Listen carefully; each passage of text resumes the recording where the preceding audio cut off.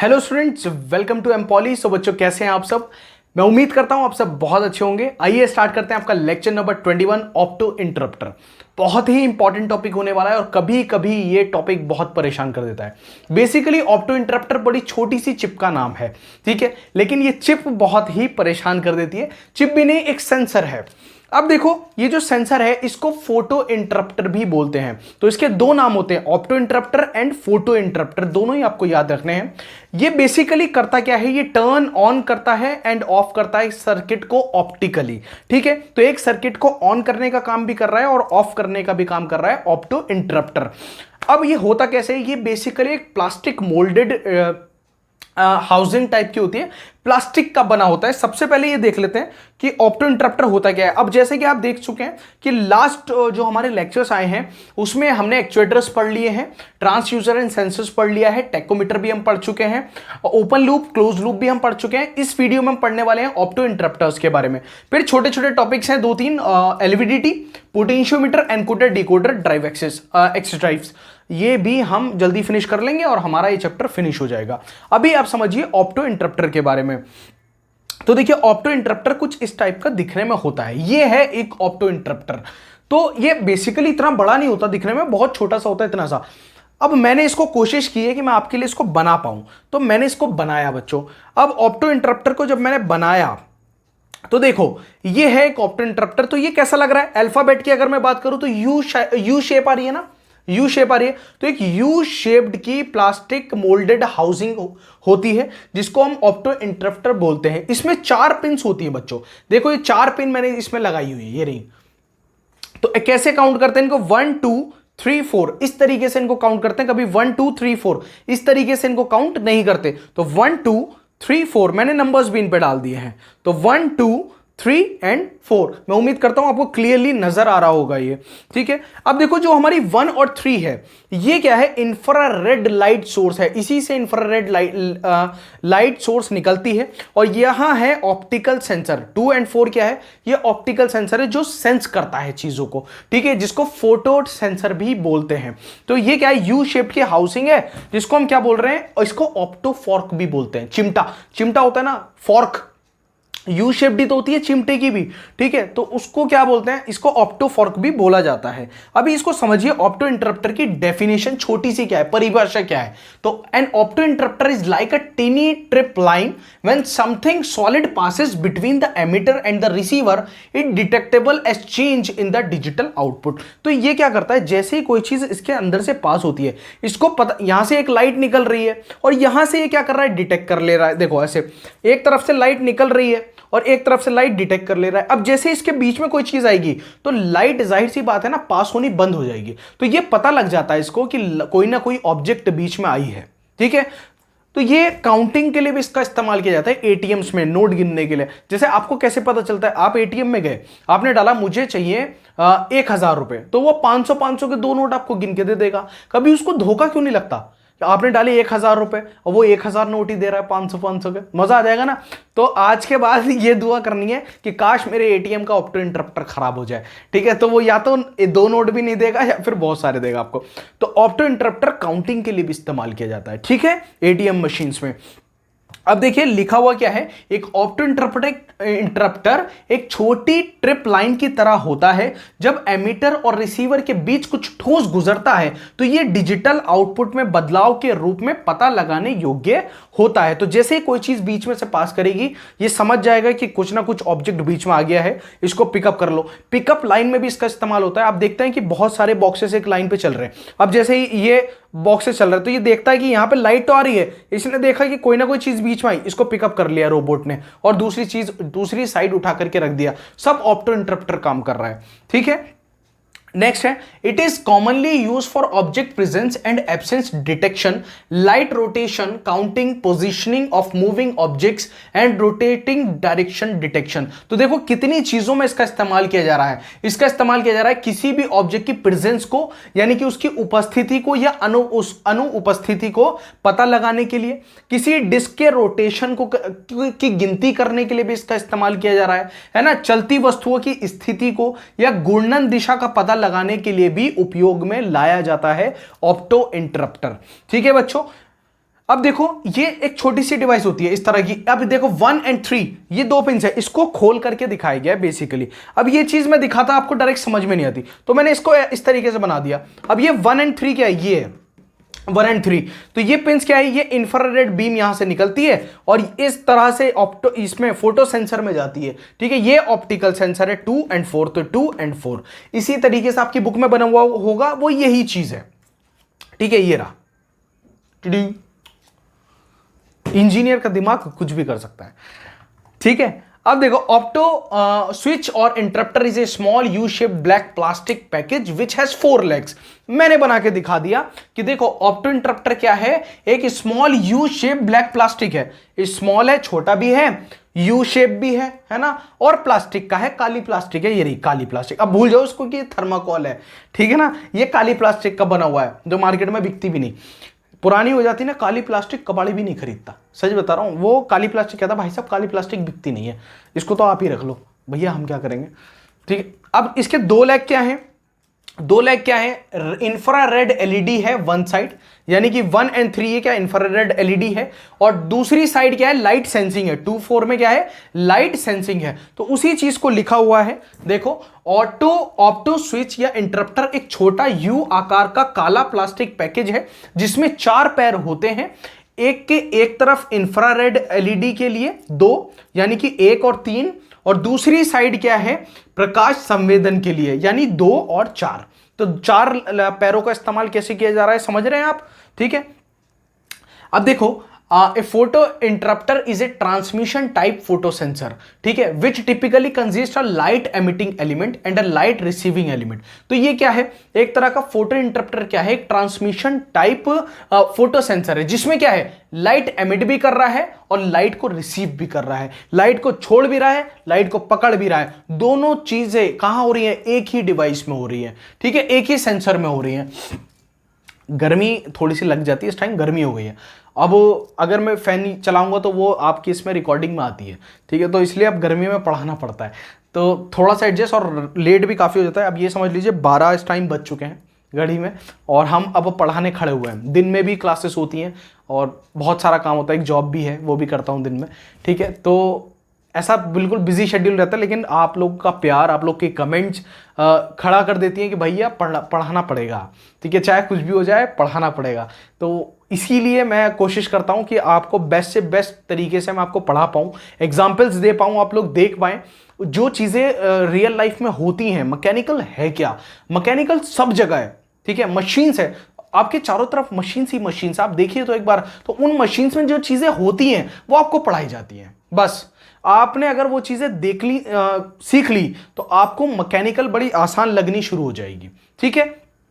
अब देखिए तो फोटो इंटरप्टर क्या है, उसमें दोनों चीजें हैं, लाइट को एमिट भी कर रहा है, लाइट को रिसीव भी कर रहा है। Receive element aligning facing each other in a single package. तो एक ही पैकेज में दोनों चीजें हैं। That works by detecting light blockage when a target object comes between both elements acting as an optical switch. तो जैसे ही इसके बीच में, दोनों चीजों के बीच में कोई ऑब्जेक्ट आती है, एक ऑप्टिकल स्विच की तरह काम करने लग जाता है। लेकिन ये नॉन कॉन्टेक्ट स्विच है, ठीक है, मैकेनिकल स्विच नहीं है, नॉन कॉन्टेक्ट स्विच है। इसको किसी चीज को टच कराने की जरूरत नहीं पड़ती है, बिना टच किए डिटेक्ट कर लेता है, ठीक है। एक फोटो इंटरप्टर एक ट्रांसमिशन प्रकार का फोटो सेंसर है जिसमें आमतौर पर प्रकाश उत्सर्जक तत्व होते हैं और प्रकाश प्राप्त करने के एक तत्व के एक ही पैकेज में एक दूसरे के सामने संरेखित होते हैं, जो ऑप्टिकल स्विच के रूप में कार्य करते हुए दोनों तत्वों के बीच एक लक्ष्य वस्तु आने पर प्रकाश अवरोध का पता लगाकर काम करता है। तो जैसे प्रकाश रखा, समझ जाता है, नजर हटी दुर्घटना घटी, तो जैसे लाइट रुकी दुर्घटना घटी, समझ गया कि कोई ना कोई चीज बीच में आ चुकी है। देखो वही बात आ गई, unlike mechanical switches photo interrupter are non contact switches. तो यांत्रिक स्विच के विपरीत फोटो इंटरप्टर गैर संपर्क स्विच होते हैं, किसी के संपर्क में आए बिना भी डिटेक्ट कर लेते हैं, ठीक है। The device is very fast and ideal for counting, timing और सेंसिंग। तो ये जो डिवाइस है, गिनती करने में नंबर 1, समय में, है ना, सेंसिंग में, मतलब बहुत जल्दी, बहुत कम समय में सेंस कर लेता है, ठीक है, बहुत तेजी से। तो इसीलिए फोटो इंटरप्टर का इस्तेमाल किया जाता है। अब फोटो इंटरप्टर का इस्तेमाल एज ए लिमिट स्विच भी किया जाता है और एज ए रोटरी स्विच भी किया जाता है, ठीक है। As a rotary position sensor भी किया जाता है। अब पहले इसको पढ़ते हैं कि देखो ऑप्टो इंटरप्टर जब एज ए लिमिट स्विच काम करता है तो कैसे करता है। इसके बाद हिंदी में भी पढ़ेंगे, ये रहा हिंदी में लिखा हुआ है। हिंदी से बड़ी बच्चों को उम्मीद रहती है कि सर हिंदी में पढ़ाया करिए, तो देखो मेरा तो बाइलिंगुअल ही चलता है, मेरा हर लेक्चर इंग्लिश और हिंदी दोनों में मिलेगा आपको। और ऐसा नहीं कि इंग्लिश का अलग हिंदी का अलग, एक ही लेक्चर में इंग्लिश और हिंदी दोनों होती है, ताकि मेरे किसी भी बच्चे को प्रॉब्लम ना आए और कोई भी चीज आपको नई ना लगे। आपने पढ़ा कोई चीज इंग्लिश में तो आपको हिंदी भी पता होनी चाहिए, और हिंदी में पढ़ा तो इंग्लिश भी पता होनी चाहिए। टेक्निकल वर्ड दोनों लैंग्वेज में पता होना चाहिए। तो जब opto interrupter age limit switch काम करता है तो देखो opto these have a U shaped housing. इसकी क्या यू शेप्ड की हाउसिंग होती है, जिसको हम ऑप्टो फॉर्क भी बोलते हैं। क्या बोलते हैं? ऑप्टो फॉर्क बोलते हैं। याद कर लेना, इसको पूछ लेते हैं कभी कभी एग्जाम में कि ऑप्टो फॉर्क किसको बोला जाता है। तो ऑप्टो फॉर्क ऑप्टो इंटरप्टर को भी बोला जाता है। An infrared light source is mounted on face of fork, an optical sensor on other, which are mounted opposite each other. The shank D U shape. ये कुछ और होगा, गलती से हो गया होगा, कोई बात नहीं, चेंज कर देंगे इसको। कहने का मतलब यह है कि एक साइड दो पैरों पे तो क्या है, इसके इंफ्रारेड लाइट सोर्स लगी हुई है, और दूसरी साइड इसके चिमटे के पैरों पे क्या है, ऑप्टिकल सेंसर लगा हुआ है।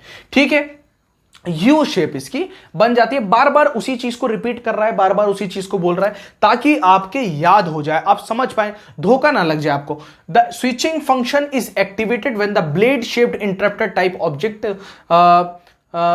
Passes through the zone between the two शंक।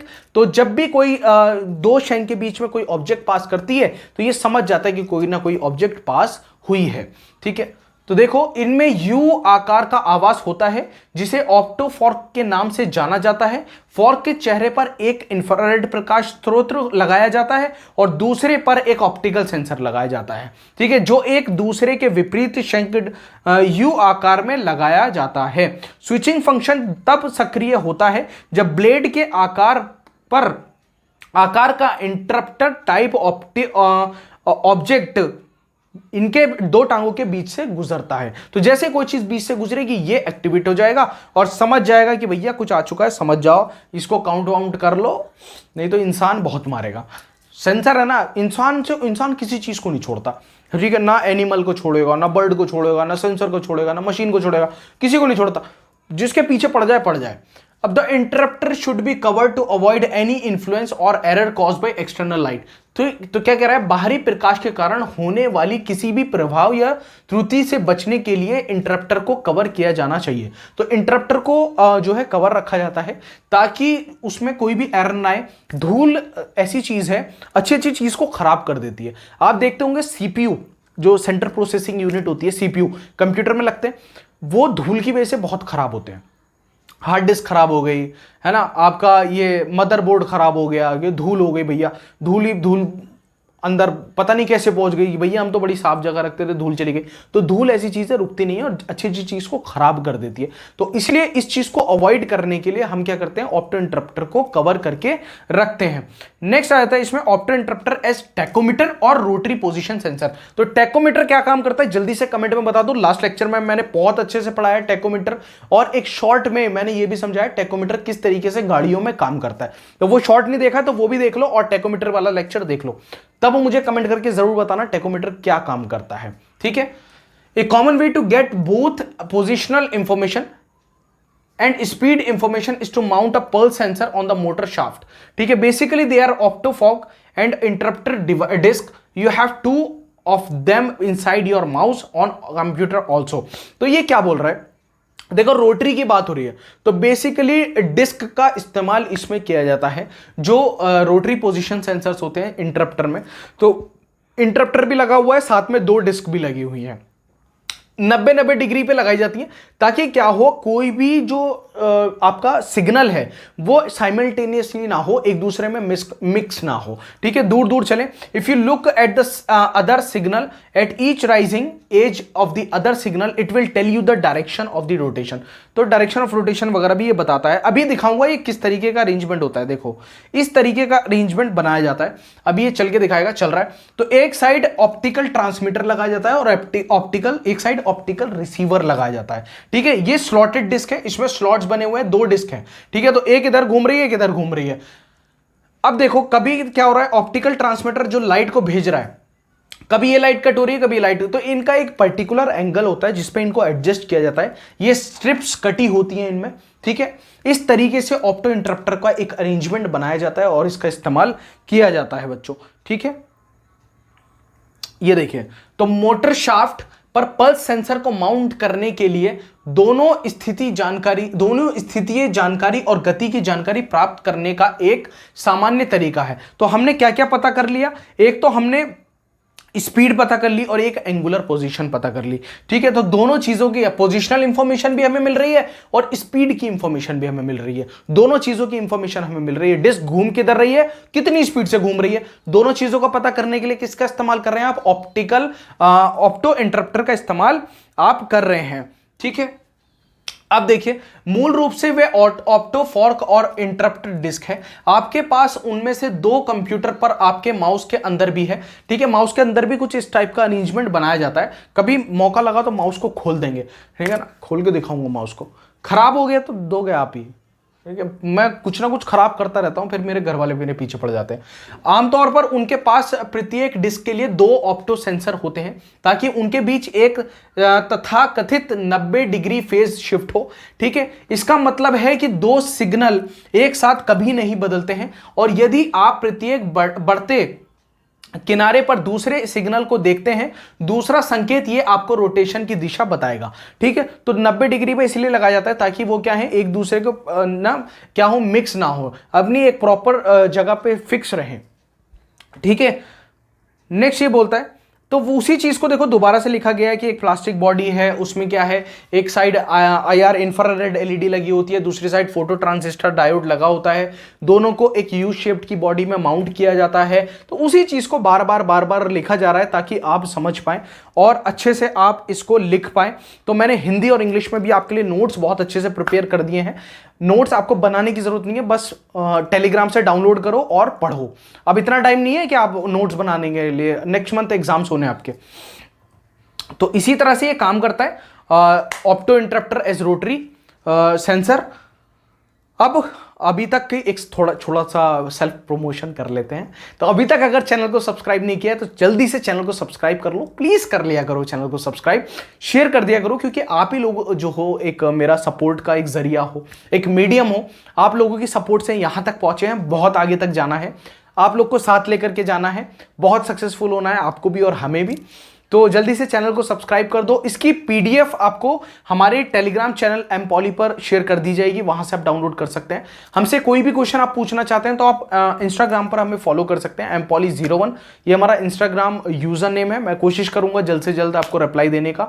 सो बच्चों, मिलते हैं अपने नेक्स्ट लेक्चर में एक नए टॉपिक के साथ। सी यू, बाय बाय।